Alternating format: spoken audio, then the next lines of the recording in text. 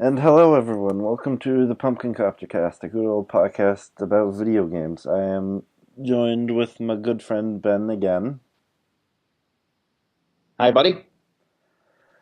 and the two of us got a bunch of video game related stories today to talk to you about. And but before we get into the more meaty ones, there's just one that I saw that caught my attention. One of my friends of the show, Big Al Dente of Nobi Noodle, apparently found news of, and I want to stress that at this point it is only a rumor, a a possible crossover between Parappa the Rappa and Gitaru Man under the current name Project Rap Rabbit. There's right now no other substantial information, but this might just be just a rumor people are making up for fun, but it's something to keep our eyes on, I suppose. I mean, just the concept alone sounds amazing. Um, yeah. All right. Full disclosure, Guitar Man in particular is hands down one of my all-time favorite music and rhythm games. So the idea of this happening with a 15-year-old cult music game that I'm pretty sure for most of you listening right now have not even heard of, it's a stretch, like Tyler said. But man, if it's real, it would just. I mean, if it does happen, I'm going to be cautiously optimistic. But as we've seen with the mixed reception of Parappa the Rapper Remastered, which I haven't played, but I have experienced the original, it's possible that the experience will still be enjoyable, but you can't really turn back the clock on the last 15 to 20 years. I'm sorry to say. It also ties into a few of the stories I found as well, most notably some more gameplay footage regarding the upcoming N-Sane trilogy of Crash Bandicoot games. Oh, yeah, those. Yeah, if you haven't heard of this, they're doing a full-fledged HD remake, not just a port, of the original three Naughty Dog developed Crash Bandicoot games that were first premiered on the PlayStation 20 years ago. So you got the original Crash Bandicoot, Crash Bandicoot 2 Cortex Strikes Back, and Crash Bandicoot 3 Warped, all getting remade in a new package that's coming at the end of June. I've seen a couple videos, including one that just got released this week. It's promising, but again, I don't know if it's going to be just as enjoyable. The first one came out in 1996. That's 21 years ago. Oh, jeez. Yeah. And, going back to the 90s nostalgia thing, we saw again with the mixed reception to the Ukulele Project that just because a game is designed exactly like it played 20 years ago doesn't necessarily mean it's going to be more enjoyable 20 years later. I hope I'm wrong, but this could be a very harsh reality check for our generation. So do you Very think harsh. because Crash Bandicoot, the N-Sane trilogy, are completely remade from the ground up, do you think the new engine that the devs have is going to, do you think it'll gel well with old Crash levels, or do you think the old engine worked well with the levels that were designed before, modern platforming sensibilities? Do you think, well, let me just try not to sound like a rambling crazy person. Do you think the new engine and I assume slightly different feeling controls will feel better or worse with the, as you said, over 20 years old levels? Hmm. That's an interesting question, and it's something that I've thought about with the age of remasters and remakes. I just went through this process recently after getting my hands on the Kingdom Hearts HD collections for PlayStation 4, In Mm-hmm. those games, they kept the core experience, but they boosted the frame rate to 60 frames per second, where it was 30 frames per second on the originals. The performance enhancements definitely made the experience more palatable to a modern audience, but you could only make those kind of changes before doing a full blown remake and possibly diverging from the source material. It's still enjoyable, but it does show its age. And I feel like that's going to happen here with the Crash Bandicoot remake.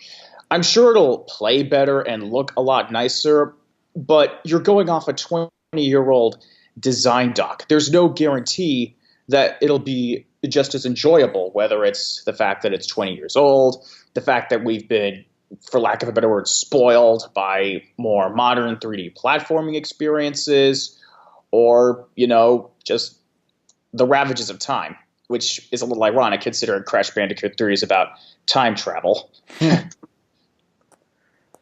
And yep, here's hoping that the N-Sane trilogy will be better, and if it's as good as everyone wants it to be, maybe there'll be more modern Crash Bandicoot games in the future. Hmm. I hope so too, provided Activision is willing to get the hint that we want more than just a Skylanders cameo. Yeah.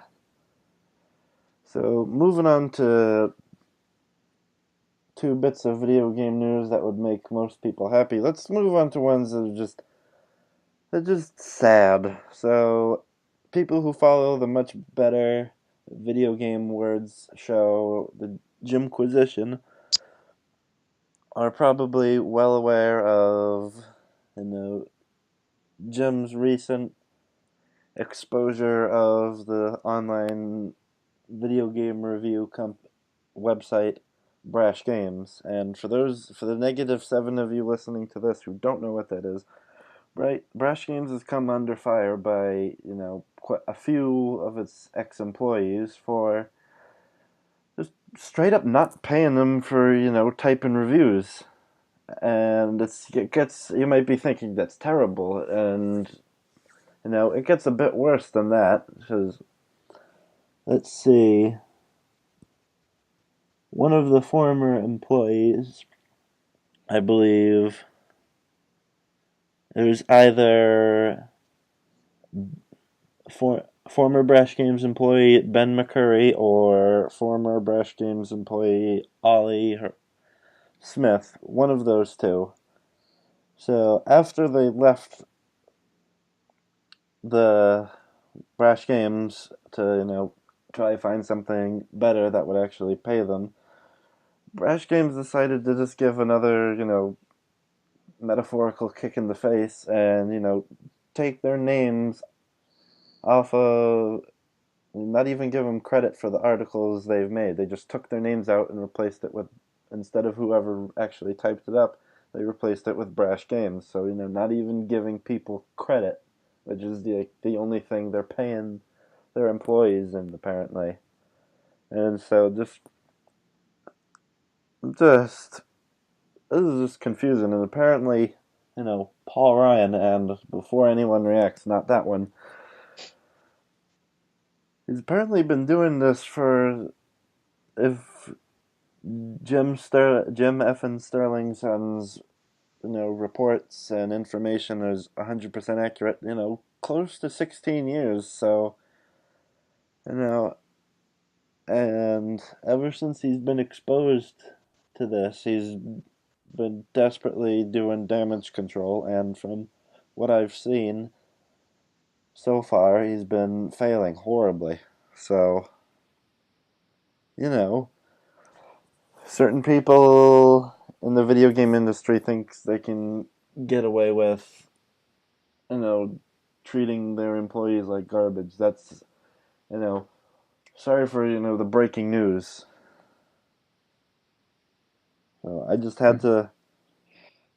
Jim Sterling, I already talked about this a lot more in depth, but it just.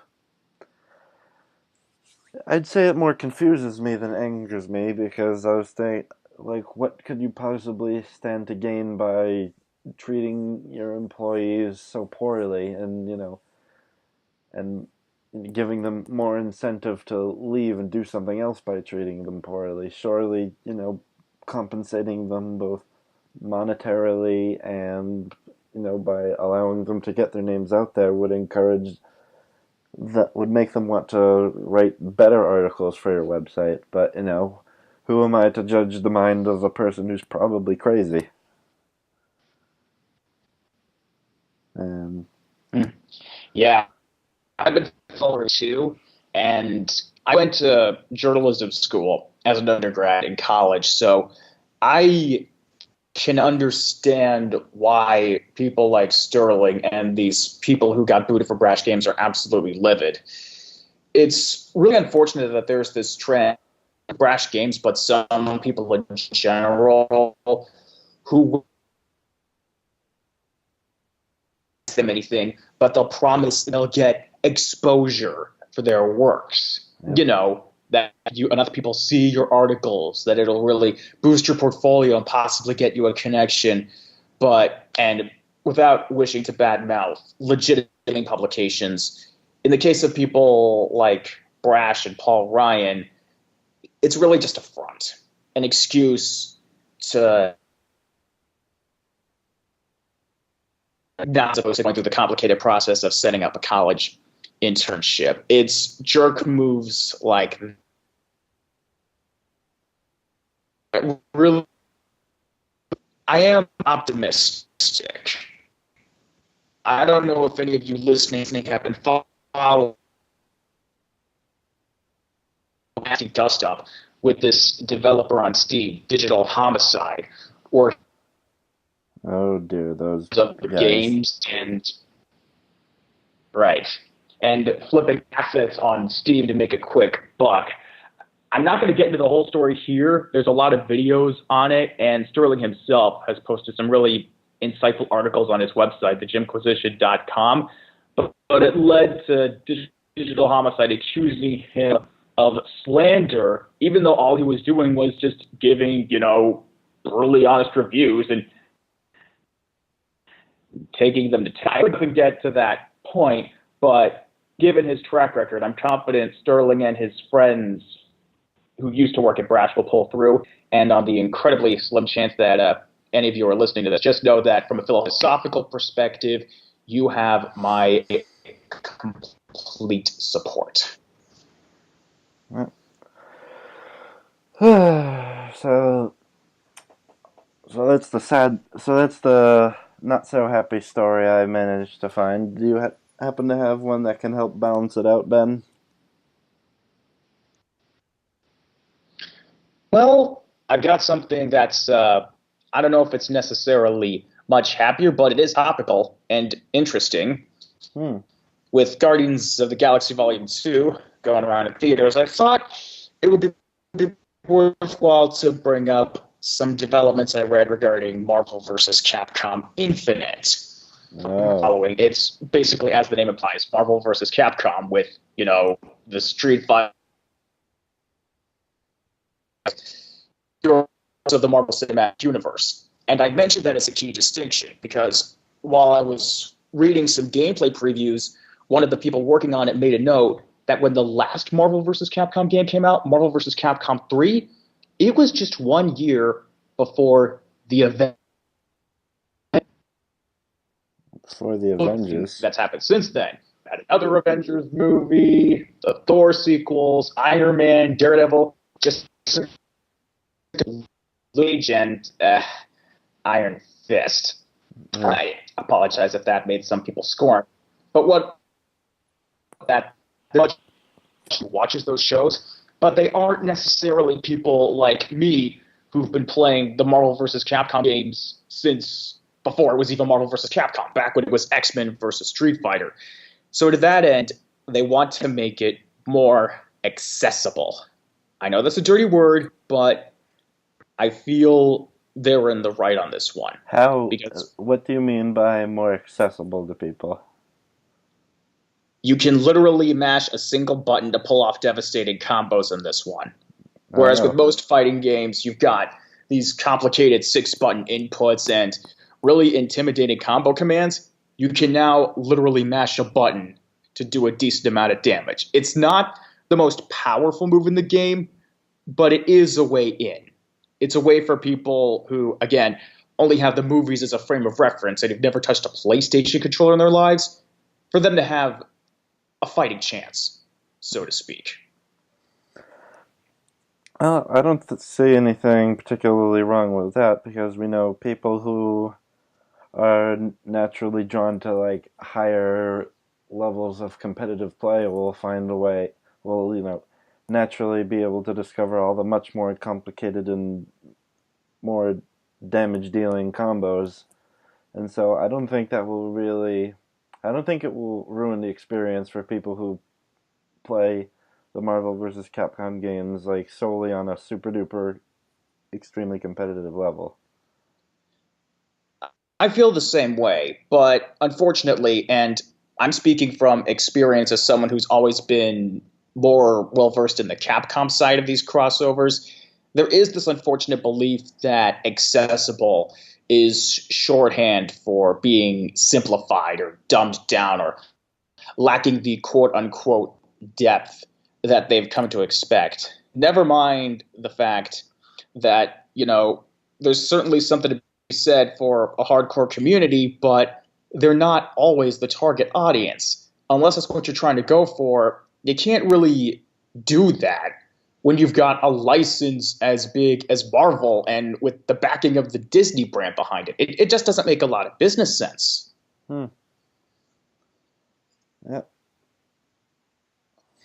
I mean, I just I just don't understand like whatever anger may result from this. Like surely having at least part of the game be easily understood by almost everyone will help draw people in, and a small portion of those people who start on a very casual level might naturally just evolve into more competitive players. It seems like a great way to slowly but surely get more people into your game. Yeah. And, I'm sure you, Tyler, can appreciate that in a way, since generally speaking, when it comes to these sorts of crossovers, you're more well versed in the comic side of things Yes. with your extensive knowledge of the Marvel part, whereas I'm more familiar with the Capcom end. I'm sure you could appreciate having an entry point. Yeah. We'll just have to wait and see for the final product to come out. It's supposed to be sometime in September, I think, for current platforms. Hmm. That'll be something to keep an eye on, I guess. I know I will. So, moving on from Marvel versus Capcom Infinite, what is next on your docket of stories, Ben? As I'm told, you have quite a few. Hmm. Well, just recently I read that the Strong National Museum of Play, which is located in Rochester, New York, selected the inductees for its next class of the Video Game Hall of Fame. Specifically, they chose Street Fighter II, the original arcade Donkey Kong game, the first Halo, and the original versions of Pokemon Red and Green that were released in Japan back in '96. Just to clear things up, if that sounds a little confusing to those of you who grew up with Pokemon in the US, when Red and Green came to America for the first time, it was called Red and Blue, but in reality, it was Red and Green, and they stuck with that naming convention when they remade it for the Game Boy Advance a few years later, calling them Fire Red and Leaf Green, respectively. I almost forgot about that. That's quite a varied list of inductees. Yeah, and it says a lot that I've played all of them and seen them, commemorated in that fashion is it's still pretty surreal. It's been happening a lot. I know there are a few games like Pong, Dragon Slayer, and Miss Pac-Man that have a dedicated space in the Smithsonian. And just the other day, when I was at the Museum of Science here in Boston for their Popnology exhibit, they had a brief timeline of the history of video games that had a bunch of old consoles arranged together. And, it's it's how do I put this? It's reassuring seeing it commemorated in that kind of immortalized fashion. Like this is a piece of legitimate history now. You're never gonna forget it.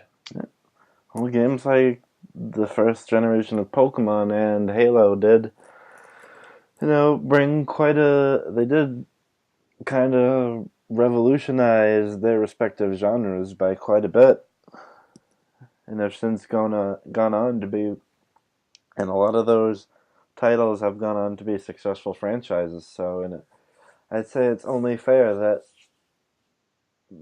like games that made such an impact back in the day are getting their proper kudos. They definitely deserve it, regardless of what the fanboys might say. You just know that this is only going to become really contentious when, say, Call of Duty 4 eventually gets its spot in the hall. Yeah, Okay. Now, looking forward to seeing those comments all over the place. yeah.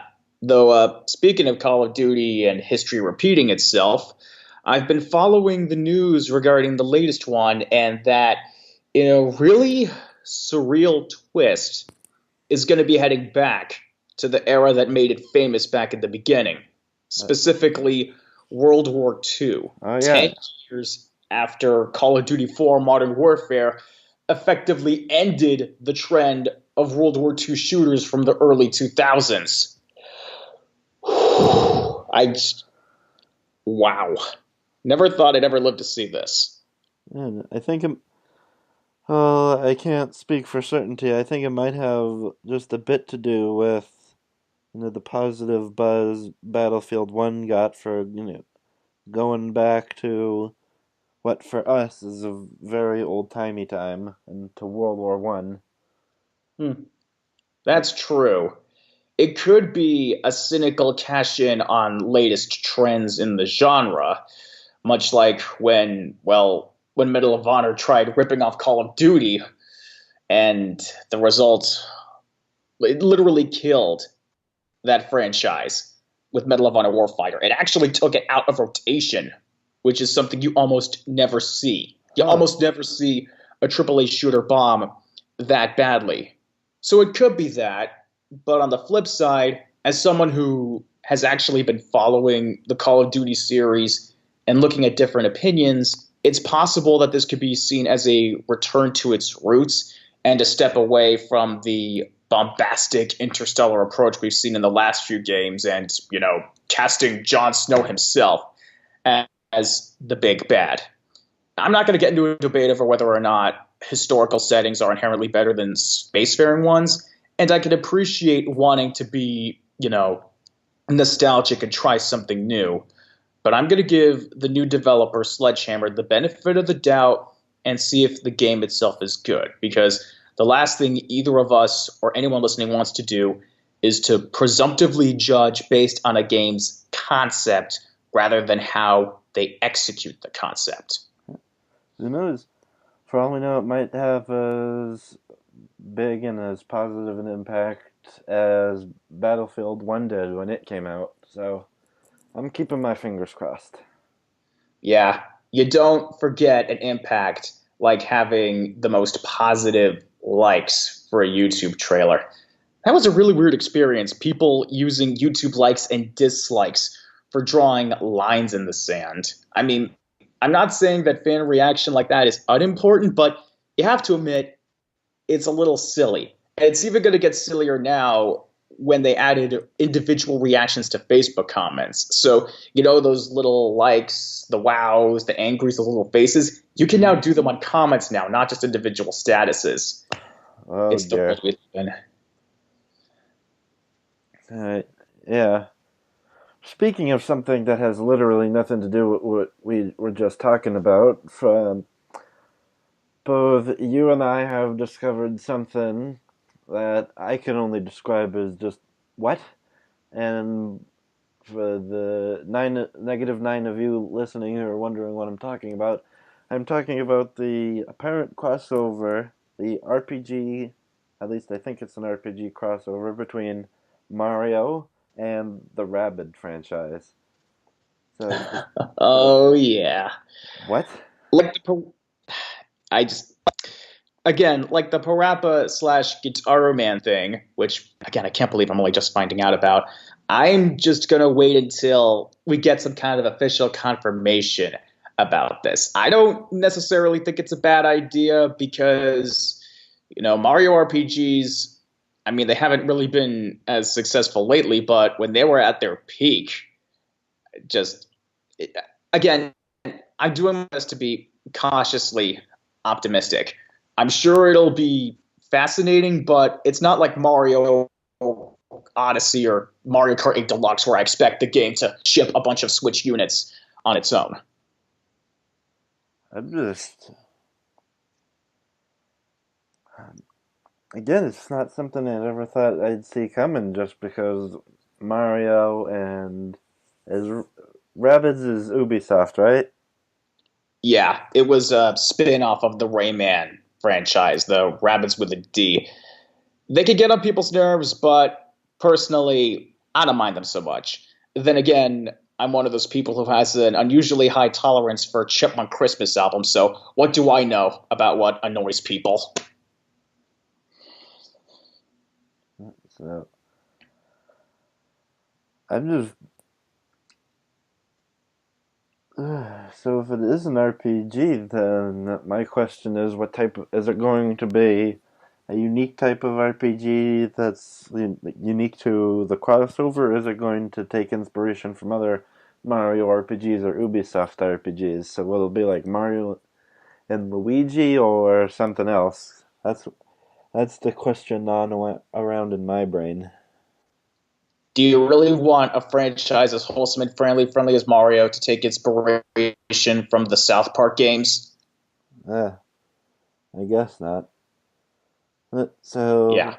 looking it up on Destructoid now, and according according to their sources, it's going to be turn-based combat, which doesn't tell me a whole lot. Two-player co-op, which is neat. See, a goofy sense of humor, which I think much like much like Borderlands and Claptrap, they sometimes with the rabbits, they sometimes get goofy and soul-destroyingly annoying, confused, but whatever. Hmm. But who knows? Yeah.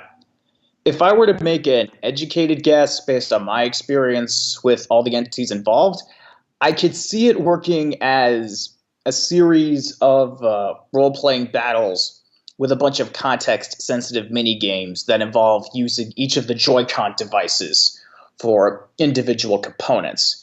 If you've never played some of the more recent Mario and Luigi games, you've always got that gimmick where you're controlling two party members at once, each with their own dedicated button, and the most effective attacks rely on effective use of context sensitive bashing of the A and B button. So I could see that working, but with more specific gestures for each Joy-Con device, which could be interesting, but if the motion controls are a bust, it could be legitimately ruinous. I'll just keep an open mind. Yep. So there's really not a whole lot more concrete stuff happening. So yep. We'll just have to wait for Nintendo to announce its little E3 media event. They're going to soon because a lot of other big names like Sony and Microsoft and EA just announced the times for theirs in the past couple of days, and I'm really looking forward to them. So here's hoping it'll be good and not make me want to jump out of a window. Really, this coming from the guy who once went on record saying that he could write an entire in-depth analytical critique of Paper Mario: The Thousand Year Door. You'd really go that far? Yeah, but the Thousand Year Door is a good game full of memorable characters and lore, and the rabbits sound like the rabbits sound like the minions from Despicable Me if they swallow if a burlap sack got stuck in their throat. Okay, fair enough. But really, there are more obnoxious characters out there in the history of the medium. There's always something worse. Is there anything in particular, speaking of E3, that you're hoping will get announced or expanded upon? Hmm. Right now, not a whole lot. There's, the only things that really come to mind are the new God of War game where Kratos has a beard and looks like a particularly angry Santa, Hmm. and Super Mario Odyssey and figuring out what's up with that hat with giant Google eyes. Hmm. I didn't think you were a fan of the God of War series. This is catching me by surprise. Yep, well, I've got God of War 3 under my belt, and now that the summer's here, or close to being here, I can finally get to Ascension and maybe some of the other ones. Hmm. Well, you are aware that this is basically a completely new experience from a gameplay perspective. You're not Yeah. really so much controlling Kratos this time around as you are in charge of his son.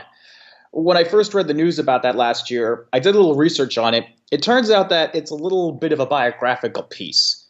Corey Balrog, who was in charge of God of War 2, which I'll mention right now is one of my top 10 favorite games of all time. Uh-huh. In their intervening 10 years, oh God, it's been about 10 years since that game came out, my God.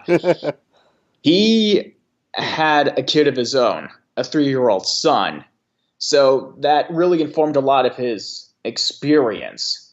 And when you factor in, again, the 10-year time gap, it's going to be pretty interesting how, the maladjusted teenagers like myself, who treated that game like a surrogate Bible, are only slightly less maladjusted adults ourselves with responsibilities. It's going to be a bit of a culture shock. Yep. Well, I'm looking forward to it. And Yeah, yeah, I'm. it looks good. We look forward to, presumably Kratos slaughtering an entire pantheon and screwing over the world again. And, you know, somehow people don't think he's a supervillain because of it. At least that's my Yeah, prediction. that's something that they're also trying to square away, I think, or disprove with this notion that they're going to try and more show a more humanistic side of the character. Though I'd bet that either the kid dies and he lapses back into his violent tendencies, or it's the other way around where he dies and the kid ends up becoming the new head of the series. It could go either way. Hmm. So, sounds like it could be interesting. Yeah. Is there anything else you're hoping will get talked about at E3? Hmm. Not a whole lot. There hasn't been much talk around the internet on stuff that could get announced. So, other Hmm. than that and Mario Odyssey, which the previous trailer looks like, I don't know.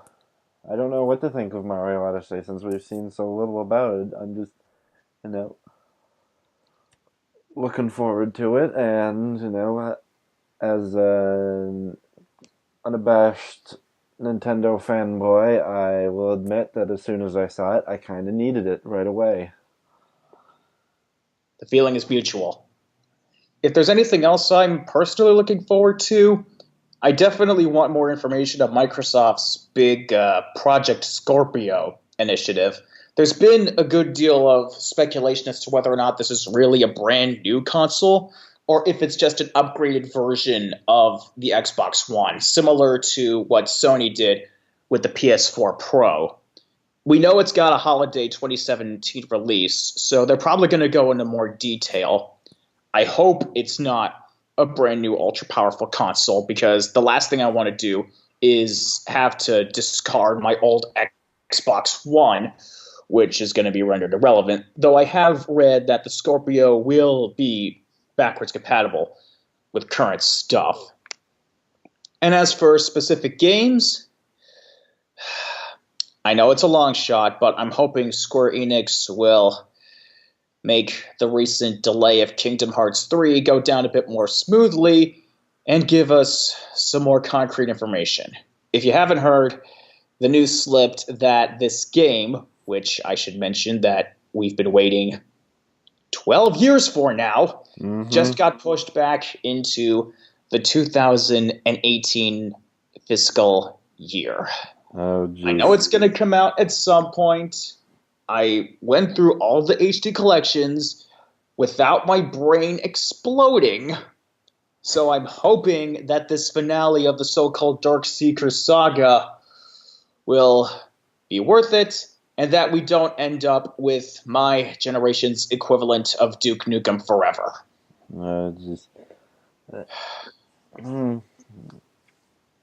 Hopefully that won't happen. Even if it does, at least it'll be an interesting experience. I mean, where else are you going to see Mickey Mouse beating the living crap out of bad guys with a giant comically oversized key? Am I right? Yeah, there's always that. So, any other news stories, Ben? No, we kind of touched on all the points that I wanted to talk about. And I'm definitely going to do some more research into this possible Parappa Guitar Man crossover. And I'm futilely hoping that this isn't just a very sick joke and that I don't start crying. Shut up. Oh, okay. So, and with that, I believe we've reached the end of this episode. It's been quite a few interesting things. You know, the N-Sane trilogy, the, as you say, Guitar Man, Parappa the Rapper crossover, maybe God of War, Super Mario Odyssey, Mario and Rabbids crossover. Quite a few interesting things to keep an eye on in the coming months/years. So, yeah. So with that, I will say thank you to the -12 of you who are listening to this. If you enjoyed this, like and subscribe and do all of those things. And, yep, this has been T. Gorman83. This is Ben. And this has been the Pumpkin Copter Cast, a good old podcast about video games. And we shall see you next time. Bye, everybody. It's been a pleasure.